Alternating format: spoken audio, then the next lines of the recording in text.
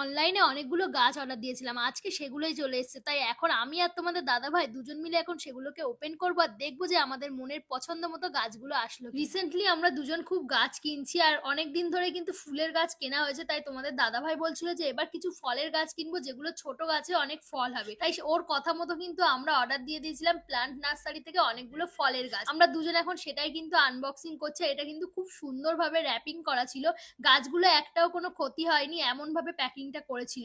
আর দেখো কতটা সুন্দরভাবে এটা বাঁধা আছে। আর এখন আমরা দুজন মিলে সব গাছগুলোকে আলাদা, আলাদা করে রাখছিলাম। আর কি ফলের গাছ আজকে অর্ডার দিলাম সেটাই তোমাদেরকে দেখাবো। আর আমরা দুজনেই খুব এক্সাইটেড ছিলাম গাছগুলো দেখার জন্য। তো ফার্স্টেই আমরা যে গাছটা অর্ডার দিয়েছি সেটা হচ্ছে মিয়াজাকি আম গাছ। আর যেখানে ছোট গাছে অনেক বেশি ফল হবে আর লাল রঙের আম হবে আর যেটা দেখতে কিন্তু খুবই সুন্দর। আর নেক্সট আমরা যে গাছটা অর্ডার দিয়েছিলাম সেটাও কিন্তু একটা আম গাছ ছিল আর যেটা দেখতে একদমই কলার মতো। তাই এর নাম কিন্তু ব্যানানা ম্যাঙ্গো।